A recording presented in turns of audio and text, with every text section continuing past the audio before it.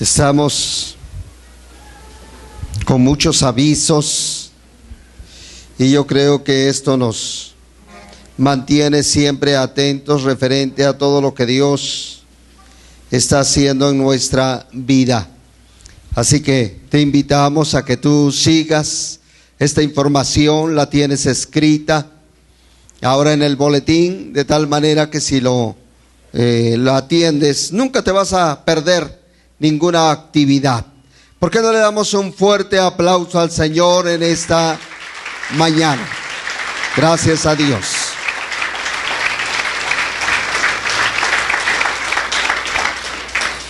Tenía algún tiempo de no ver a Erasto, lo veo esta mañana, ya él está ahorita en la Ciudad de México. Y qué bueno es verte, Erasto, bienvenido. Seguro que Flor está muy feliz ahora, ¿verdad? Gracias a Dios por su vida. Le damos un aplauso a Erasto. Está desde el año pasado, está en México, ahora está de visita aquí en Oaxaca. Qué bueno. Quiero que me acompañes al libro de Romanos, capítulo 10 y versículo 9. Vamos a estar continuando el tema del reino del cual hemos estado hablando en los primeros meses. Y ahora ya en marzo vamos a continuar también en este tema. Que si confesares con tu boca que Jesús es el Señor y creyeres en tu corazón que Dios le levantó de los muertos, serás salvo. Fíjate qué versículo tan poderoso e importante. Cuando comparamos este versículo con San Juan 3:16, tú vas a encontrar la importancia, la correlación de los dos, pero también la importancia de este versículo que acabamos de leer.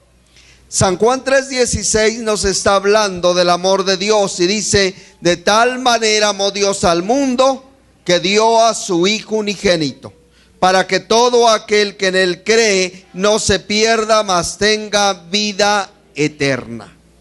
Y este versículo nos está hablando en primer lugar de lo mismo, pero con algo, con un avance mayor. Dice que si confesares con tu boca, ¿qué debemos confesar? Que Jesús es el Señor. Fíjate qué interesante. La confesión es algo tan importante para la vida de un cristiano, para la vida de una cristiana, que tenemos un enfoque prioritario, un enfoque importante. Tú debes confesar que Jesús es el Señor. Y la palabra Señor viene de la raíz de señorío, de gobierno. Desde el momento en que tú abriste tu corazón para que Jesucristo viniera a tu vida, lo aceptaste como Señor de tu vida, como el gobierno de tu vida, la autoridad de tu vida. Entonces Él ocupa el primer lugar. Esto es lo interesante de este versículo, que si tú lo confiesas, si tú declaras de una manera continua, diaria, el Señor de tu vida, pues no se llama fulano de tal o vengano de tal, o tal actividad o tal institución, sino el Señor de tu vida se llama Jesús. El Señor de nuestra vida se llama Jesús. ¿Por qué no le damos un aplauso a Jesús esta mañana?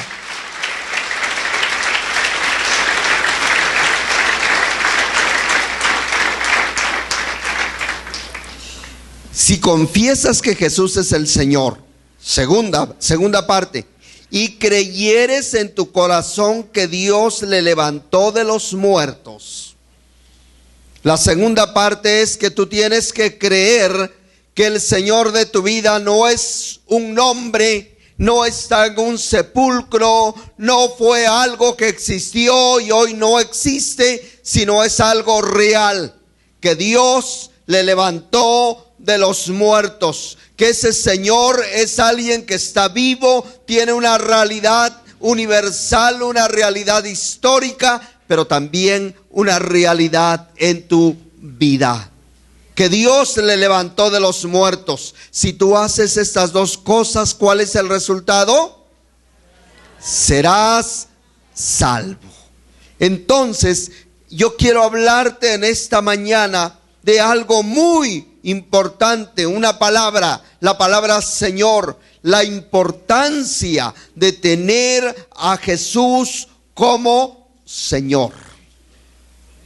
La importancia, qué importante es que tengas un concepto claro, que como creyente tengas una visión de decir, mi Señor se llama Jesús. Tal vez alguna dama pueda decir, no, mi esposa, mi Señor se llama Bulmaro, pero yo soy su esposo aquí en la tierra, pero su Señor, el Señor de su vida, se llama Jesús.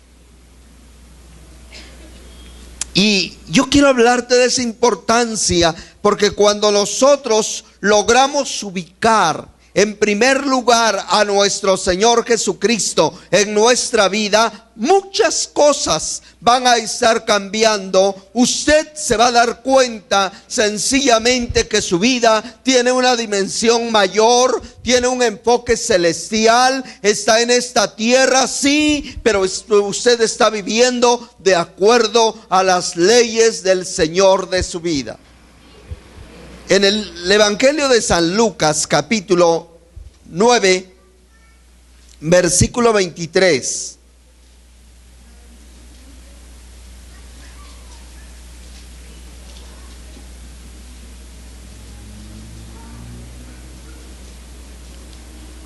Lucas 9,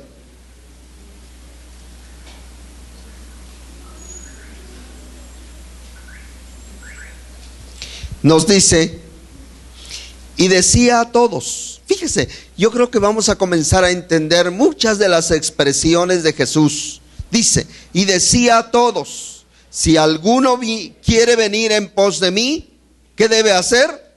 Niéguese a sí mismo, tome su cruz cada día y sígame. ¿Qué tiene que hacer una persona que quiere seguir a Jesús como su Señor? Negarse. Usted no es el importante. Usted no es el que ocupa todo y que Jesús tiene que hacer todas las cosas por usted. No, usted tiene que decir, Señor, tú eres mi rey, tú eres mi gobierno, aquí estoy para servirte. Bulmaro no existe. El que existe, el importante en la vida mía es Jesús. San Juan el Bautista habló un versículo muy importante que dice, a Jesús le toca crecer, a mí me toca menguar, hacerme chiquito, desaparecer. El que debe fluir, el que debe aparecer, el que debe mostrarse a la sociedad es Jesucristo a través de mi vida, a través de su vida. Por eso es que Él está diciendo, si alguno quiere venir, tiene que negarse. Tienes que entender que el primer lugar es Cristo en tu vida. Tú desapareces. ¿Sí? Porque Él es el Señor. En el libro de San Mateo, capítulo 10, versículo 37. 10:37 y 38 dice, el que ama a padre o a madre más que a mí, no es digno de mí. El que ama a hijo o hija más que a mí, no es digno de mí. Y el que no toma su cruz y sigue en pos de mí, no es digno de mí. Y nos está llevando al extremo. Jesús nos está llevando al extremo. Porque a veces lo más importante para nosotros en la tierra es nuestra familia. Es nuestro papá, es nuestra mamá, es nuestro hijo, es nuestra hija. Y yo sé que por cada uno de ellos estamos dispuestos a hacer todo. Pero el Señor Jesucristo está diciendo: el que ama a papá o mamá o hijo más que a mí, no es digno de mí. Lo que nos está explicando es que Él es el que ocupa el primer lugar. ¿Quién ocupa el primer lugar? Jesús. Jesús es el primer lugar. ¿Por qué? Porque Él es Señor. Él es Señor. Y entonces nos hace una pregunta Jesús en Lucas capítulo 6.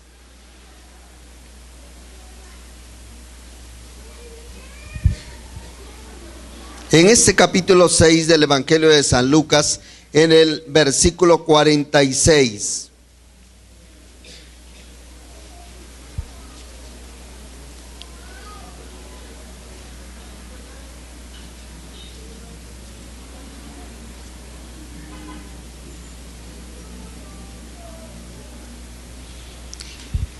Dice: ¿por qué me llamáis Señor, Señor, y no hacéis lo que yo digo? Fíjate qué pregunta tan interesante. Jesús está hablando con toda la sociedad de esa época, y muchos de ellos, gente intelectual, gente del pueblo, de gente con dinero y gente pobre, lo seguía. Y a ellos les hace una pregunta. Yo creo que esa pregunta llega a nuestra vida también en esta mañana. Dice: ¿por qué me llamas Señor y no haces lo que yo te digo? Y esa pregunta tuvo que haber calado en el corazón de la gente de esa época. Pero también tiene que llegar a nuestra vida de una manera poderosa, de decirle: bueno, ¿Jesús es mi Señor o no es mi Señor? Porque si es mi Señor, me obliga a obedecerlo. Mi responsabilidad es obedecerlo. Si Él es el Señor de mi vida y cada vez que le hablo le digo: Señor Jesús, entonces estoy declarando su señorío, pero ese señorío me lleva a la obediencia. Porque ese Señor, ese Rey que tiene un señorío, o sea, una autoridad, esa autoridad habla de reglas, esa autoridad habla de leyes, esa autoridad habla de estatutos, que me habla, que me enseña a través de su palabra, para que cuando yo leo la palabra de Dios y sé lo que Él está ordenando, tengo que ejecutarlo en mi vida todos los días. Entonces es muy importante decirle Señor a Jesús. Es muy importante. Fíjate, cuando le decimos Señor a Jesús, es reconocer su autoridad sobre usted, así como también su responsabilidad de obedecerle. Vuelvo a repetir: cuando le decimos a Jesús Señor, entonces reconocemos su autoridad sobre nosotros, así como también nuestra responsabilidad de obedecerle. Él es el Rey, Él tiene un señorío. Ese señorío habla de autoridad. Yo quiero hablarle de dos conceptos en esta mañana. Yo espero que me dé tiempo. Las características del reino de Jesús. Todo rey, para que sea rey, debe tener un lugar donde gobernar. A eso se le llama territorio. Yo les hablé hace más o menos 20 días, la última plática que les di, referente a que en el reino de Dios se habla un lenguaje. Siempre todo reino tiene un idioma. Nuestro país tiene un idioma que nos identifica, que nos une, y es el español. En el reino de Dios, ¿cuál es el idioma que se habla? Y cada vez que una persona viene al reino de Dios y acepta a Jesucristo como su Salvador personal, el Señor le da un nuevo lenguaje. Se llama hablar en lenguas. Hablar en lenguas. Cada persona que se ora por ella o por él y recibe el Espíritu Santo, la señal que tiene es que habla un nuevo lenguaje. 2 palabras, 3 palabras, 20 palabras, pero las comienza a hablar, y la recomendación es: hable, ore todos los días ese lenguaje, y ese lenguaje se va a ampliar de tal manera que usted tendrá un lenguaje para comunicarse directamente con el cielo. Dice que cuando se ora de esa manera, nadie entiende, el diablo no entiende, pero el Espíritu Santo toma ese lenguaje e intercede con gemidos indecibles delante del Señor. Hay un lenguaje para hablar en el reino de Dios. También hay un territorio donde gobernar. Hay un territorio. Fíjese cuál fue el mensaje de Jesús en Mateo 4:17, cuando Él estuvo sobre esta tierra compartiendo el evangelio.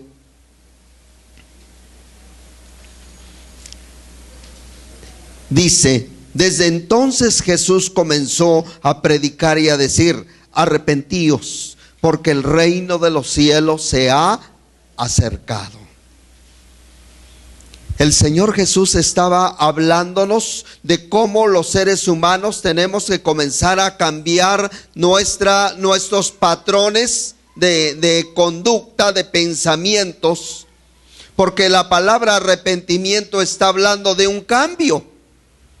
De un cambio. Si vas en este sentido, tienes que volverte en sentido contrario y comenzar a vivir de otra manera.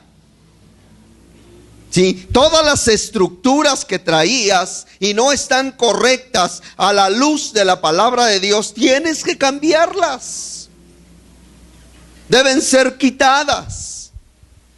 ¿Por qué el Señor está declarando que debe haber un cambio de actitud, un cambio de conducta, un cambio de pensamiento? Toda la vida cristiana, querido hermano y hermana, es eso, es un cambio.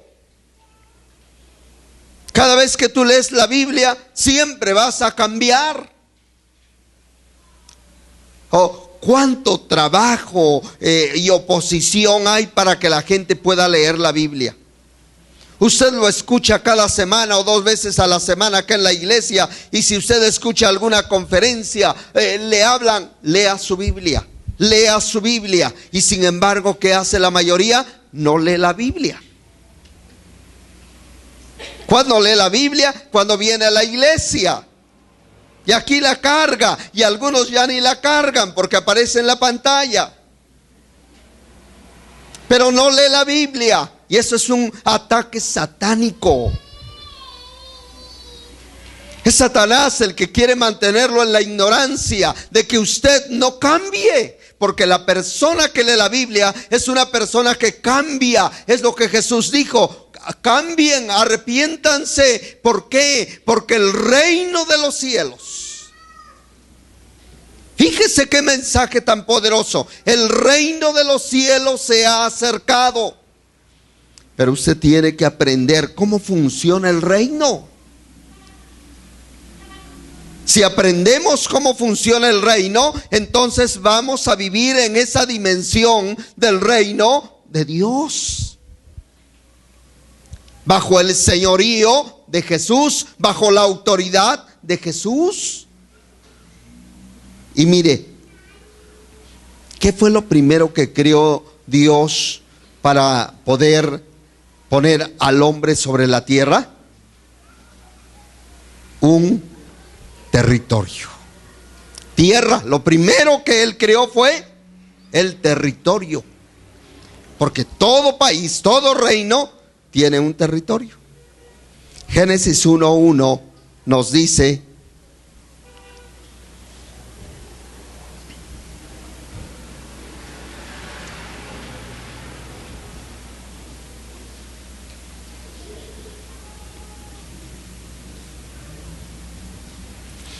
En el principio creó Dios los cielos y la tierra.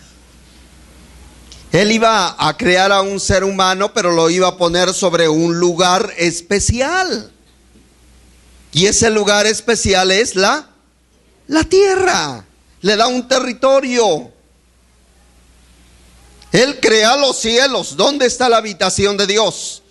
Literal, donde está su trono, desde donde gobierna el universo, en el tercer cielo. Él está allá. Es su reino. Domina sobre todo, pero su asiento está en el cielo. La Biblia le llama el tercer cielo.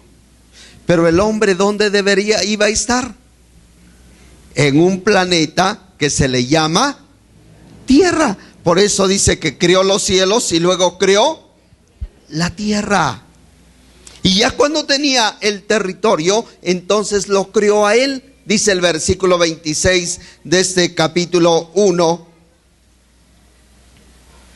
Entonces dijo Dios: hagamos al hombre a nuestra imagen, conforme a nuestra semejanza, y señoree en los peces del mar, en las aves de los cielos, en las bestias, en toda la tierra y en todo animal que se arrastra sobre la tierra. Mire cómo lo crea. Hagamos al hombre a nuestra imagen, conforme a nuestra semejanza. ¿Para qué? Para que señoree, para que sea el Señor en esta tierra, para que tenga dominio en esta tierra, para que gobierne en esta tierra. ¿Sobre qué iba a gobernar el hombre y sobre qué gobierna? Sobre todos los animales, peces del mar, aves de los cielos, bestias, en toda la tierra y en todo animal que se arrastra sobre la tierra. Un dominio completo sobre el planeta. El hombre y la mujer tenían que reinar sobre esta tierra. ¿Sí? Es el control que Dios nos dio. Por eso es que, aunque somos personas no muy grandes, no nos podemos comparar con un elefante, con un león, ¿no? Que son bestias grandes de 500, 800, 1 tonelada de peso. Sin embargo, el ser humano los puede dominar, porque Dios nos dio dominio, nos dio control. Estaba viendo un poquito de una película que se llama Los Señores de la Guerra. Y el asunto de esta gente es conquistar, dominar. ¿Por qué es mala la guerra? Porque Dios nunca le dio al hombre señorío para que domine a otro hombre. Por eso es mala la guerra. Si allí estuviera en el propósito de Dios, el hombre debe dominar a otro hombre, no sería mala la guerra, hermanos. Pero Dios nunca está en su propósito que nos estemos pues tratando de controlar unos a otros. Así que si tienes un espíritu de control, comienza a tranquilizarte, ¿verdad? Decir, no, eso no es de Dios. Esto no es de Dios en mi vida. Fíjate qué interesante. Vamos por favor al capítulo 2 de Génesis.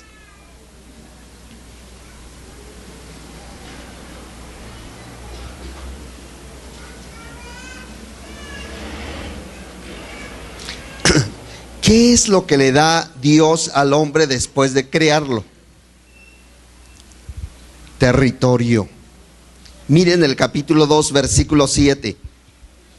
Entonces Jehová Dios formó al hombre del polvo de la tierra y sopló en su nariz aliento de vida, y fue el hombre un ser viviente. Y Jehová Dios plantó un huerto en el Edén al oriente y puso allí al hombre que había formado.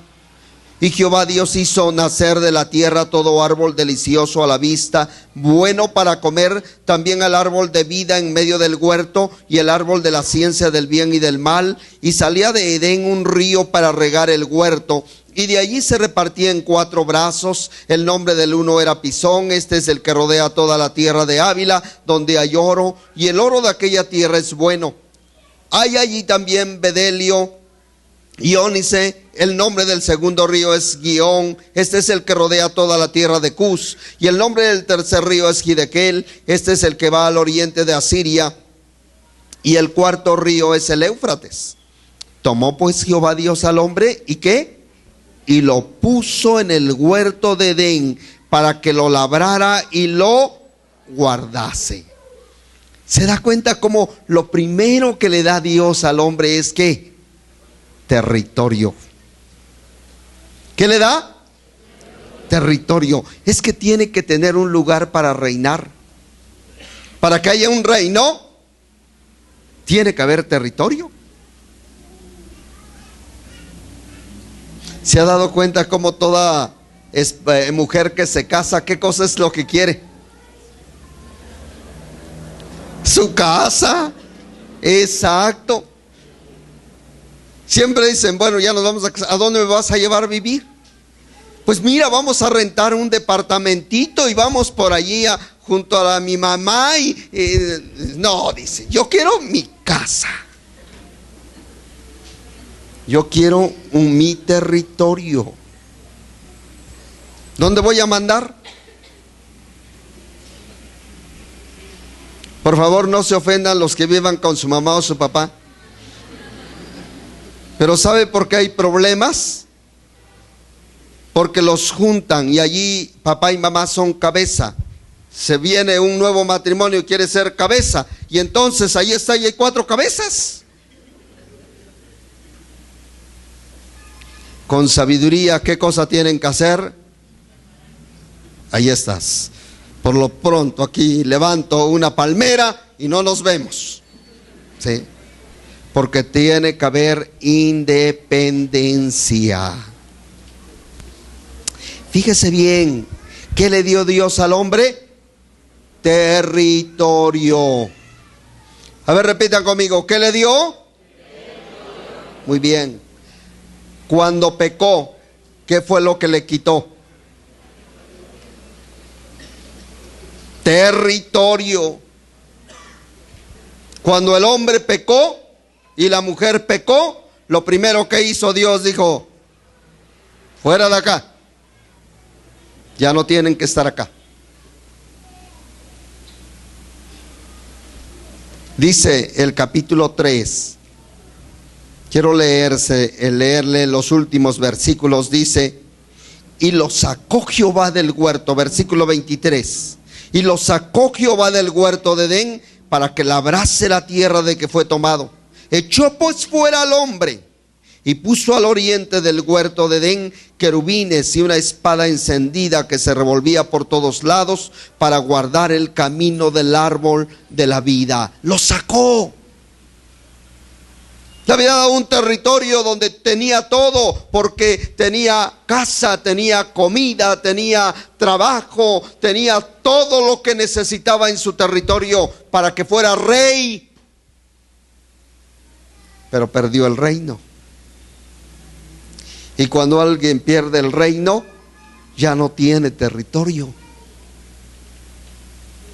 Aunque digan, es que ese es el rey, y le podrían preguntar, ¿y dónde reina?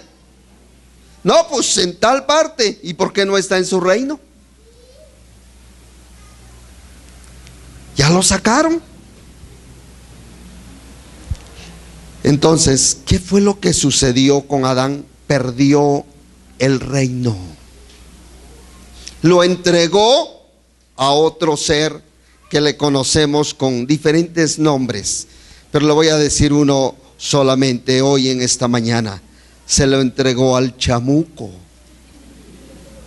¿Sí? Por eso es que la Biblia dice que el chamuco llegó a ser el dios de este mundo. Porque Adán lo perdió. Sin embargo, Jesús viene hace 2000 años y nos lo restaura nuevamente. Por eso es que su predicación era: arrepentíos, cambien, porque ahora sí el reino de Dios se ha acercado. El reino ya está acá. Y mire lo que dice Apocalipsis capítulo 1. Vámonos hasta el último libro de la Biblia, versículo 4 y 6. Dice: Juan, a las 7 iglesias que están en Asia, gracia y paz a vosotros del que es y que era y que ha de venir, y de los 7 espíritus que están delante de su trono, y de Jesucristo el testigo fiel, el primogénito de los muertos y el soberano de los reyes de la tierra, al que nos amó y nos lavó de nuestros pecados con su sangre. El 6, todos juntos: y nos hizo reyes y sacerdotes para Dios su Padre. A Él sea gloria e imperio por los siglos de los siglos. Amén. ¿Ya ves cómo Jesús hizo una obra completa? Él murió, Él nos lavó con su sangre, Él nos limpió, Él nos hizo hijos de Dios. Pero no solamente eso, nos hizo reyes y sacerdotes. ¿Por qué no volteas con la persona que está a tu lado y dile: hola mi rey, ¿cómo estás? ¿Verdad? O mi reina, si es dama. Sí, ¿cómo estás? ¿Te das cuenta que para poder aceptar el título de rey o de reina hay que cambiar de información? Si dice: hola mi rey, pues ya,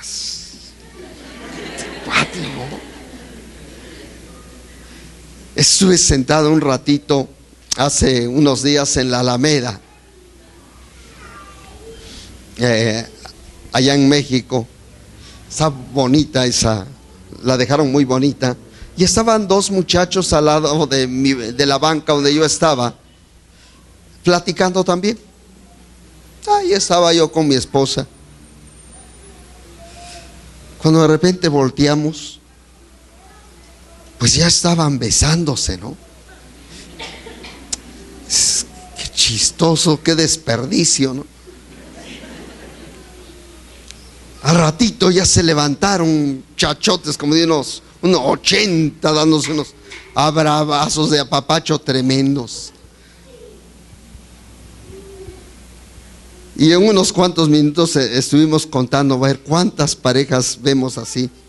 Y sí comenzaron a pasar, pero qué barbaridad.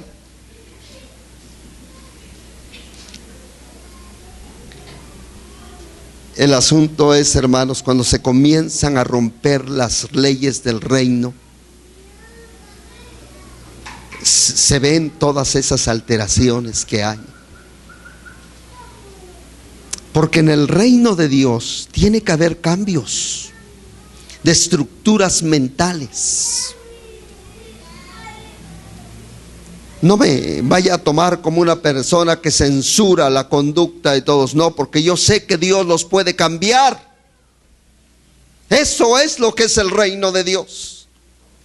Cuando una persona viene al reino de Dios, Dios puede cambiar esa estructura, puede cambiar su naturaleza, puede cambiar su visión y darle la visión del reino, la visión del reino de Dios.